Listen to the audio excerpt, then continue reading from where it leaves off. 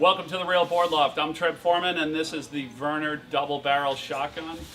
This board falls into your quiver if you're thinking about like the classic summer fish, like a shortboard combo shortboard fish board that's going to cover a wide range of conditions and do really well in softer surf. This is a really good board to look at. A lot of you know David Vernor and Vernor Surfboards for his mini Simmons. What he claims is the absolute ugliest board that he makes, but the one that just absolutely blows people's minds in small surf with the amount of speed that it can generate and just the flow rail to rail of how that bellied bottom works with the rest of the board.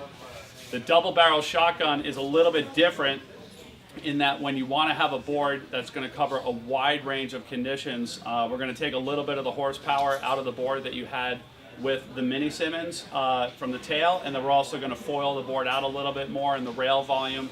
We're going to take a little bit of nose shape out of that board as well, nose volume out of the board. So looking at the double barrel shotgun, just starting from the front, working your way back, comparing it to a mini Simmons, which is the board that everybody knows from Vernor, you can tell that there's a little bit less nose area right here. This is going to help with two things: dropping into steeper waves, and also with the turning ability of the board, with the ability to go vertical off the bottom and a good crisp cutback off the top. When you're reducing the swing weight of the board, everything reacts faster. So that narrowness or more narrowness in the nose is going to do that. There's also just a little bit more nose rocker in the board here as well, which is going to help in curvier waves. As you go through the middle of the board, when you look at this board, right up to about here, it has the same bottom as a mini Simmons. So it has that displacement hull forward section, so that you actually have, rather than having a concave bottom shape, you actually have a little bit of belly here on the bottom. It's slight, but the stringer line is actually higher than the rails, and that allows the board to get momentum, get forward, and initiate turns really easy, roll into them, and also carry a lot of gliding speed when you're going across a wave or trying to get across a flat section. The center of the board goes to single concave, then it goes to a deep double concave forward of the fins, and then when you get into the middle of the fins, right here, that concave transfers over, double concave transfers over to a V, and a pretty substantial V right here with a shallow concave in between the stringer and the rails. What all that is doing is giving you the benefits of the displacement hull forward, and then the lift of the single to the double allowing you to pivot better off of the top of the wave, giving you release, and then a little bit of the V in the back, even all the way out the tail, again for that release, and then also to give you more rail rocker than centerline rocker. Centerline rocker, if it's flat, is going to travel and glide really well across those flat spots, but then when you put the board up on edge, having more rail rocker is going to allow it to go more vertical. So this board, compared to the mini Simmons, is going to be a little bit more vertical than the mini Simmons as far as the approach that you could take on the lip. It's a great, like what we said before, perfect summer fish. You know, you want one board that's going to do everything for most of the conditions that you get in the summer. This is a good board. If you're traveling to a modest wave location and you want to bring one board, this would also be a really good choice because of everything that it does well. It surfs. You can surf it very effectively in super small surf, almost as small as the mini Simmons, pretty close. But you could also ride it in more powerful, faster, rounder waves than you can the mini Simmons. I'd say, looking at this board, the thing that jumps out the most compared to the mini Simmons is the tail shape. And if you're looking at the board, this is probably the easiest way to look right here where it's clean. As you can see, it has, right here where my fingers are, it has pretty similar width to what the mini Simmons has, but then it steps in quite a bit at this wing, and that's doing two things. It's giving you that wide mini Simmons area to step forward onto when you need it to generate speed, but also it's giving quite a bit of curve right here in the outline to pivot off of when your foot's back of that point, and then it's reducing the horsepower in back of that point by bringing the tail in, both by the width of the tail and then also by taking out this triangle in the middle of the swallowtail. So what that's going to do is it's going to allow the tail to sit down in the water, and when you're turning the board, not reject the turn and just stay flat on the water and slide out. A lot of times if you have a really wide tail and you go to do an aggressive turn on it, the tail will just say like, hey, no way, I'm not doing this turn, I'm just going to stay on top of the water and just flat slide across the turn, where this, by having this break point in the outline right here, and then also by reducing the area both in the width and then also out of the center of the tail block, it allows the board to sit a little bit more neutral when you need a board that's going to bleed power. One of the things, like when David sent us this board to ride, he said, hey, make sure your back foot, like if you really want to snap a super hard turn, make sure you're in back of this point, in back of that wide point, because that's really when you're going to get to utilize the curve right here, and then also be able to sink the tail into the turn. And it was definitely noticeable. Like the one thing that I would have changed on this board, setting it up, my mini Simmons, I don't have a trackpad on because I'm all over the board, and I don't want to be getting on the trackpad and off the trackpad. Where this board, I set it up the same way, but the more that I used it, the more I realized that, like for that hardest turn of the wave, like you wanted to be all the way back, and it would have been nice to have a tail pad. So, in looking for a tail pad for this board, make sure you find something that's obviously big enough, because it's got a lot of tail area to cover this way, and then also even recommend it would be a 5-piece just to be able to get pads up here. On all the Vernor boards, David is very generous with the vector net, the carbon reinforcement. A lot of times you'll see like kind of small pieces of it with other brands.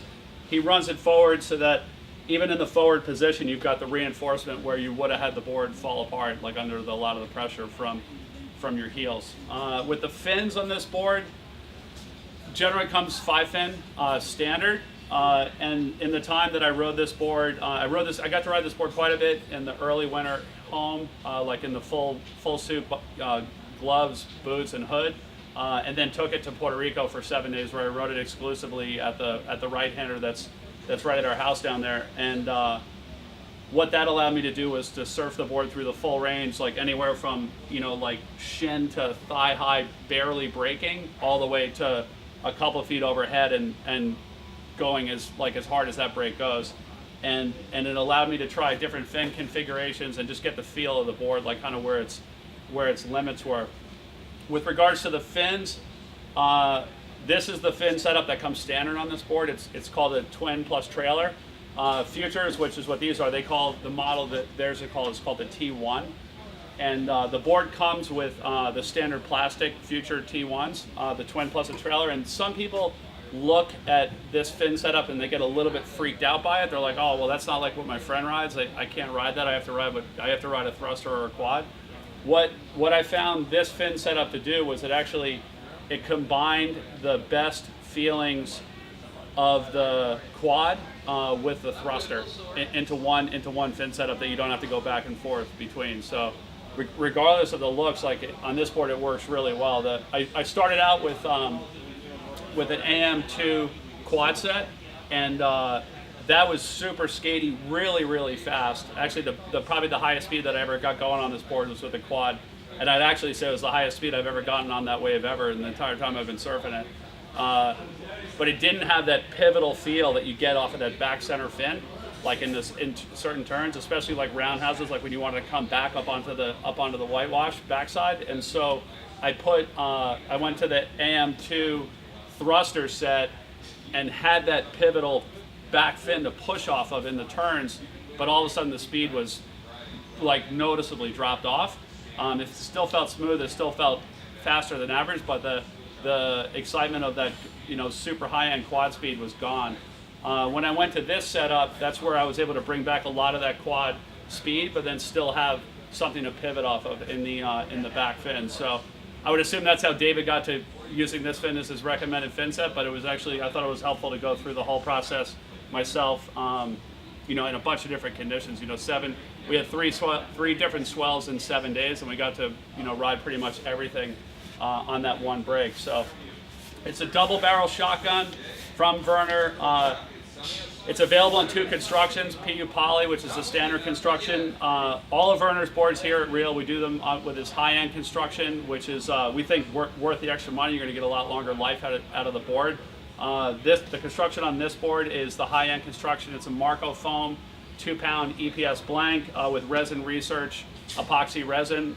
It just makes a much stronger surfboard, and also a board that could bend a lot further before it starts cracking and buckling. One of the things you'll find on all David Vernor's higher end EPS epoxy boards is this Vernor I-beam suspension system. You can find it on his boards when you see this distinctive black V on the bottom of the board. A lot of people think that this is just, some people actually even think it's just a Vernor logo, the V logo. But what it is inside the board, David routes a very thin groove from the rail through both fin boxes to the center line, and then in the other direction out to the other rail, drops in 1 1/16 deep stringer down into the board of carbon going in both directions, and then caps it with a carbon strip in both directions.